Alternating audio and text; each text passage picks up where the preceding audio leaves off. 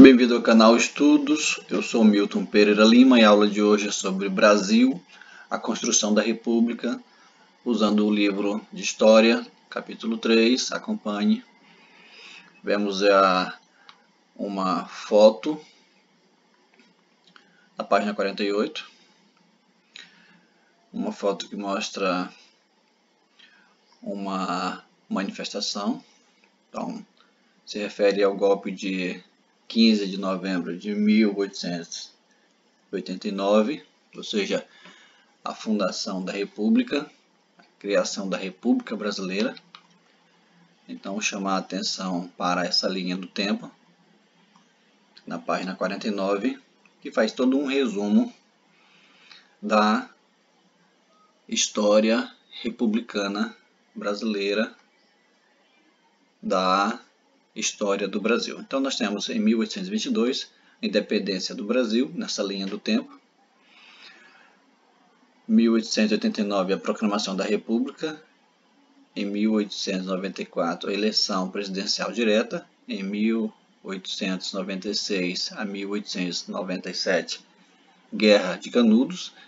Em 1904 Revolta da Vacina, 1907, protestos e greves, 1910, Revolta da Chibata, 1912, 1916, contestado, 1917, greves e protestos no Brasil.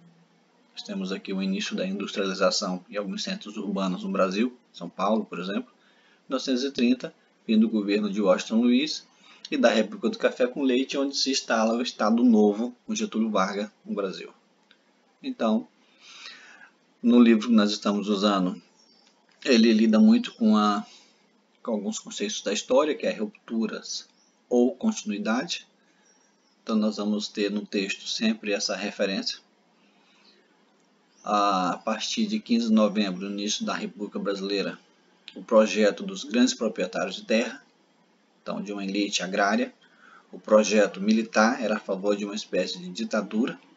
E o projeto de grupos urbanos e pequenos proprietários. Então está aí a configuração social do Brasil no início da nossa República. Então o autor traz aqui uma proposta de periodização, onde ele apresenta duas fases da história republicana, em dois momentos. No primeiro momento, a República da Espada, e no segundo momento, a República Oligárquica. E nós vamos ver mais adiante a República da Espada, o governo provisório de 1889 a 1891, os dois primeiros presidentes brasileiros republicanos, adotados pelo regime republicano paulista e carioca, vão ser presidentes de origem militar. Então nós vamos ter o governo de Deodoro da Fonseca, um governo provisório, né? Para consolidar o novo sistema foram tomadas as seguintes medidas. Então, exílio da família imperial, a convocação de eleições para a Assembleia Constituinte, separação entre Igreja e Estado, concessão de nacionalidade brasileira a todos os estrangeiros, adoção de uma nova bandeira, né, e fechamento da Câmara e do Senado, assim como a substituição dos presidentes das antigas províncias. Então nós temos aí a primeira Constituição Republicana, a Constituição de 1891, que vai estabelecer o Estado brasileiro se organizava em três poderes independentes. A estrutura atual que nós temos de divisão de poderes, o poder legislativo, o poder executivo e o poder judiciário. O poder executivo, estados, era exercido pelo presidente do Estado. Então nós temos essa tradicional divisão de poderes no Estado brasileiro, que vai se instituir a partir da Primeira República. A política econômica estava a cargo do presidente da Fazenda, Rui Barbosa. Rui Barbosa vai tomar uma série de medidas para tentar organizar a economia, né? Crédito, vamos ter a movimentação na Bolsa de Valores, e esse fornecimento, essa política de crédito, vai ocorrer o fenômeno chamado de encilhamento. Encilhamento,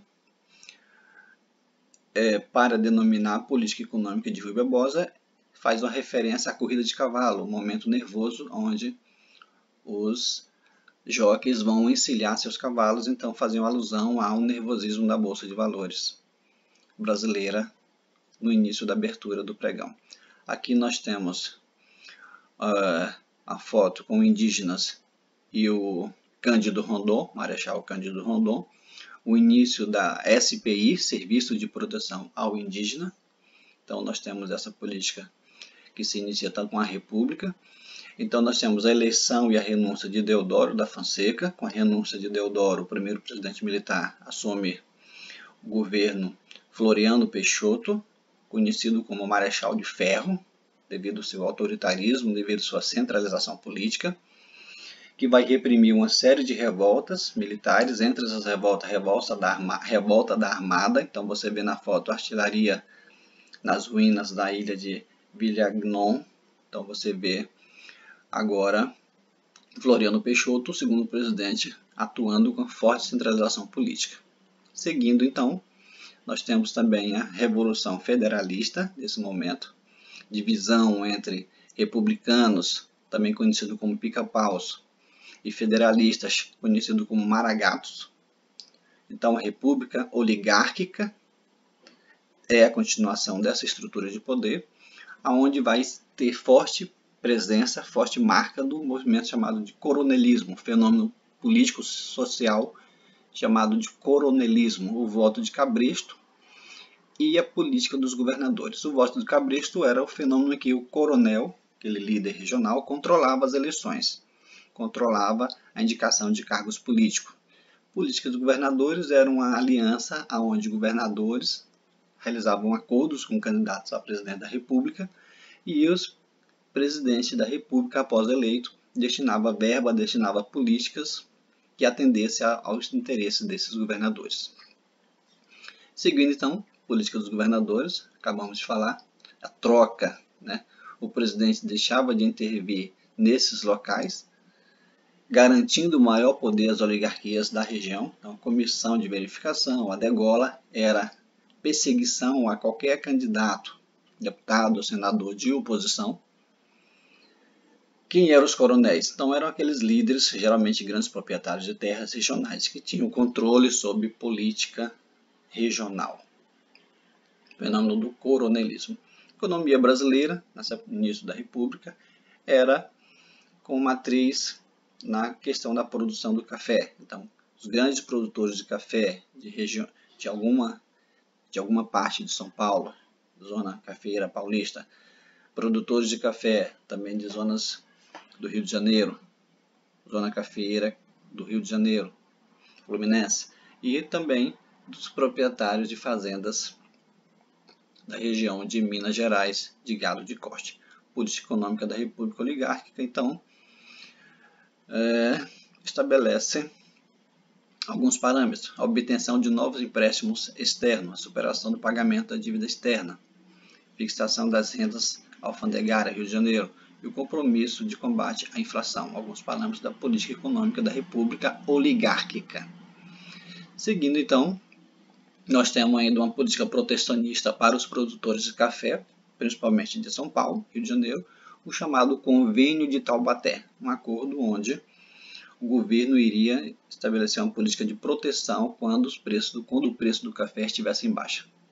Então, a política externa da República Oligárquica era uma política que atendesse aos interesses dessas lideranças regionais, dos coronéis, através dessa política do café com leite, da política dos governadores.